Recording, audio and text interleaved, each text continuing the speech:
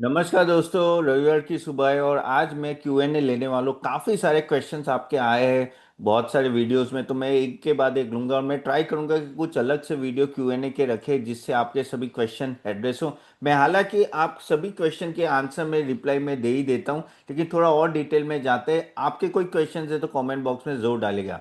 By the way, आज 11 बजे हमारा एक स्पेशल सेशन है जहां हम लोग बात करेंगे कैपिटल गुड्स स्टॉक्स के बारे में, जैसे ईबीबी, हिटाची एंड ऑल दैट, कि कौन से स्टॉक्स अच्छे हैं लेने के लिए और किस तरह से इन्वेस्ट करना चाहिए। तो वो इसकी लिंक दे दूंगा, वो जरूर अटेंड कीजिएगा। चलिए क्वेश्चन आंसर लेते हैं, क्वेश्चंस लेते हैं। तो क्वेश्चंस में पहला क्वेश्चन है इशू 19003 का। सर, कॉम्पटन ग्रीव्स में फंसा हुआ क्या करूं? बाय रेट है 278। तो Crompton Greaves of course no, अगर आप देखें तो अच्छा खासा गिरा हुआ है ये स्टॉक अपने टॉप से, लेकिन अगर इनकी प्राइस से देखो तो 278 पे लिए, अभी 26 है, यानी आपके प्राइस से तो गिरा नहीं है, लेकिन अगर टॉप से मैं देखूँ तो ऑलमोस्ट 50% डाउन। उसका एक रीज़न जो है कि इसका रिजल्ट कंसिस्टेंट नहीं है। काफ़ी हद तक रेवेन्यू में सिंगल डिजिट ग्रोथ हो जाता है, 11 10 11 12%, सॉरी नॉट मिड, कहते हैं ना कि अपसाइड डबल डिजिट में ग्रोथ होता है, लेकिन इसका जो प्रॉब्लम होता है ना, वो प्रॉफिट ग्रोथ है। प्रॉफिट ग्रोथ ज़्यादा आ नहीं रहा है, और पीछे 3 साल से आप देखो -2% का CAGR है, तो वही प्रॉब्लम है इस स्टॉक में। अगर मैं पी रेशियो देखूँ तो और वैल्यूएशन देखूँ तो सस्ता है, लेकिन मुझे लग रहा है कि ये इसमें अभी भी इश्यूज है। और स्टिल आई फील के काफ़ी अदर बेटर गुड्स है, जहाँ कंज्यूमर इलेक्ट्रॉनिक्स में आई थिंक वहाँ आप जा सकते हो, या तो आप वायर्स एंड केबल्स में भी जा सकते हो, वहाँ आई थिंक बेटर अपॉर्चुनिटी मिलेगा। तो यहाँ मेरे एंड से सैली होगा। बाय द वे, आपके आपके लिए गाइज जस्ट 1 मिनट गाइज, मुझे डिस्क्लेमर देना पड़ेगा। यहाँ जो भी बात कहूँगा वो सिर्फ मेरे नॉलेज, आपके नॉलेज पर्पज़ के लिए, यहाँ कोई बाय सेल रिकमेंडेशन नहीं है। बट प्लीज़ प्लीज़ अपना रिसर्च करके खुद इन्वेस्टमेंट करना, और जो हम लोग रिकमेंडेशन देते हैं वो हमारी बेसिकली वेबसाइट में ही देते हैं। At the end of the day जो CA Tapan.in है, आप जाके देखो तो यहाँ पैकेजेस ऑलरेडी है, तो आप जाके देख सकते हो। दूसरा क्वेश्चन है पंकज जैन का, कि बोले sir very informative video sir in a short span. कल जो मैंने मार्केट हाई पे वीडियो बनाया था, thank you Pankaj ji. Official ऐसे अकाउंट का 6287।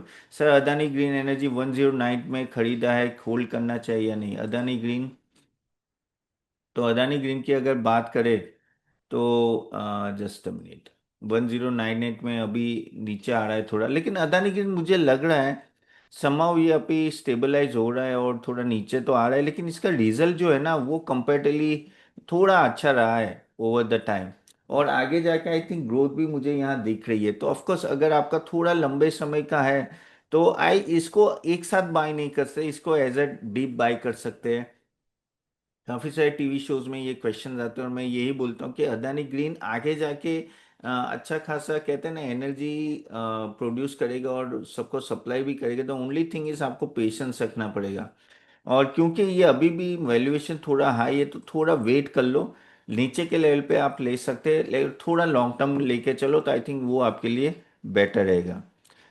दूसरा क्वेश्चन है योगिता पवार, सर हाँ, I am stuck in Som distilleries, what should I do? 152,000 shares, okay 1 minute. हाँ, सोम डिस्लरीज गाइज, आई थिंक ये काफ़ी गिरा था। कल मेरा एक क्वेश्चन था, सॉरी, मैं एक लाइव टीवी शो में भी ये क्वेश्चन पूछा गया था, और ये काफ़ी गिर रहा है, काफ़ी गिर रहा है। और अगर आप देखें ना तो इसका रिजल्ट में भी पिछले एक साल से बहुत इश्यूज आ रहे हैं, और कंसिस्टेंसी इतनी नहीं है। आई थिंक वॉलेटिलिटी बहुत आ रही है, और अभी भी अगर मैं देखूँ वैल्यूएशन वाइज इतना महंगा नहीं है, लेकिन अगर आपने ये आई थिंक कितने में लिया है, 150 में लिया है, अभी आपका 109 है।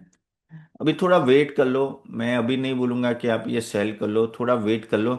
आई थिंक थोड़ा मूवमेंट आता है फिर आप निकलने को ट्राई करो, अदरवाइज यूनाइटेड स्टेट्स वो सब बेटर ऑप्शन है। लेकिन एक आध क्वार्टर वेट कर लो, होपफुली अगर रिजल्ट अच्छा है तो इसमें रिकवरी आ सकती है। स्टॉक काफ़ी नीचे आ चुका है तो इसको आप होल्ड कर सकते हो, योगिता अग्रवाल। अंकुर बर्मन 4593 बोले sir good morning sir, long time best share please sir. Ankur ji, आप हमारा, जैसे मैंने आपको ऑलरेडी बताया कि आप हमारा पैकेज देख सकते हो। और उसमें हम लोग नो इक्विटी और उससे लॉन्ग टर्म इन्वेस्टिंग की बात करते और मॉडल पोर्टफोलियो रिकमेंडेशन देते। तो मैंने लिंक वो w.ca पीछे डाला भी है, वहाँ जाके आप देख लीजिए। No it will be very very useful, जहाँ जिसके सभी हम लोग रिसर्च रिपोर्ट्स भी देते हैं। दूसरा एक है प्राज इंडस्ट्री के बारे में, जो happiness sir, I have a huge share, what should I do, running at lowest, how long should I wait. Praj की बात करें हम लोग, तो प्राज इंडस्ट्री अगर आप देखेंगे तो नो ये स्टॉक भी नीचे ही आते जा रहा है, नीचे ही आते जा रहा है, और काफ़ी प्रॉब्लम्स हैं यहाँ। आप देखो कि कंसिस्टेंसी नहीं है रिजल्ट में, और थोड़ा मैं तो बोलूँगा ऊपर आता है तो थोड़ा निकल लिया आप इसमें से। फंडामेंटली भी काफ़ी इश्यूज लग रहे हैं इस स्टॉक में। ऑफ कोर्स ये स्टॉक नो वाटर ट्रीटमेंट और उसमें है, और नो ब्रेवरी एंड ब्रीवेजेस में भी है, लेकिन आई थिंक अभी भी कंसिस्टेंट रिजल्ट में नहीं है, तो यहाँ ऐड मत कीजिए। थोड़ा ऊपर आता है ना तो अनु जी फिर आप सोच सकते हो निकलने का, लेकिन हाँ थोड़ा प्रॉब्लम तो है, थोड़ा लंबा वेट करना पड़ेगा अगर आप सोचे कि इसमें लंबा जाऊं तो। अनूप इंजीनियरिंग के बारे में वीडियो बनाई है, कौन बोल रहा है? शिंगिन गशान, सॉरी अगर स्पेल मैंने प्रॉपर नहीं किया है तो। अनूप इंजीनियरिंग, दी अनूप इंजीनियरिंग या अनूप इंजीनियरिंग? नहीं, दी अनूप इंजीनियरिंग होगा। ओके, तो दी अनूप इंजीनियरिंग की अगर मैं बात करूँ तो ये स्टॉक भी काफ़ी हद तक गिर रहा है, 43% डाउन है।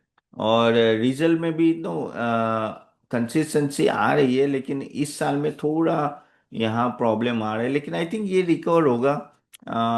वैल्यूएशन भी इतना टफ हाई नहीं है, काफ़ी हद तक नीचे आ चुका है।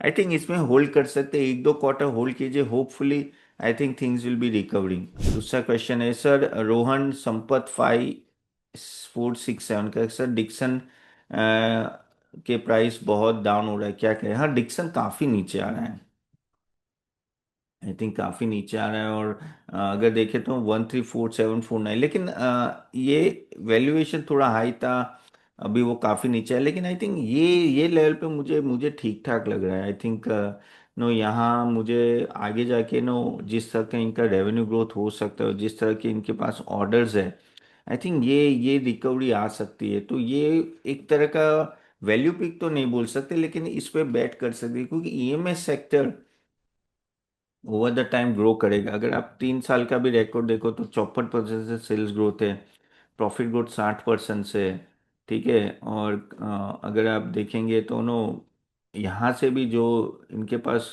कहते हैं ना ऑर्डर बुक है, वो बहुत ही अच्छी है, तो yes I am quite positive on this stock. I think ये स्टॉक आई थिंक रिकॉर्ड हो सकता है, तो यस मेरे हिसाब से आई थिंक इसमें बने रहिए, वो आपके लिए आई थिंक बेटर ऑप्शन होगा।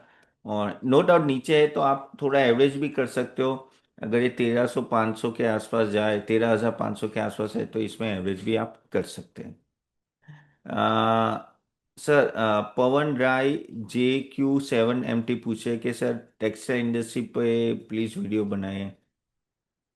ठीक है पंजी, मैं बनाऊंगा, लेकिन मैं ऑनेस्टली ना टेक्सटाइल इंडस्ट्री में इतना बुलिश नहीं हूँ, क्योंकि टेक्सटाइल में बहुत सारे इश्यूज चल रहे हैं। एक तो देखो ये जो ट्रेड डील का जो मामला है, वो कितना लंबा चलेगा पता नहीं, होपफुली दिसंबर एंड तक इंडिया यूएस डील का ठीक हो जाएगा, तो उसके लिए जो एक्सपोर्ट होता था ना उसमें काफ़ी इम्पैक्ट है, और वो आई थिंक अगर चलेगा तो आगे जाके प्रॉब्लम है। मैं इतना बुलिश नहीं हूँ, ट्रीडेंट हो या बाकी सब हो। आई थिंक आगे जाके भी केपीआई मिल्स हो, क्योंकि इन इन सब स्टॉक में ना एक तो मोट नहीं है, कॉम्पिटिटिवनेस नहीं है। मैं यहाँ सब कुछ लॉन्ग टर्म के एंगल से बात करूँ, यहाँ कोई इंट्राडे की बात नहीं करूँ, लेकिन लॉन्ग टर्म में मुझे यहाँ काफ़ी इश्यूज रखे, तो इसको आप टेक्सटाइल इंडस्ट्री को अवॉइड करेंगे, वो ही आपके लिए बेटर रहेगा। ठीक है। दूसरा एक क्वेश्चन लेते हैं, वो है कमल का, कि सर प्राज होल्ड करे या सेल करे? आई थिंक मैंने ऑलरेडी बोला है कि आप होल्ड कीजिए, लेकिन आगे जाके आई थिंक कहीं और मूवमेंट के अगर आप सोचे तो वो आपके लिए बेटर रहेगा। चले यहाँ तक रखते हैं गाइस, तो आज शाम को नहीं सॉरी, आज 11 बजे अपना सेशन है, तो वो ज़रूर अटेंड कीजिएगा, and I see you soon at 11 o'clock। Okay, see you then, bye bye.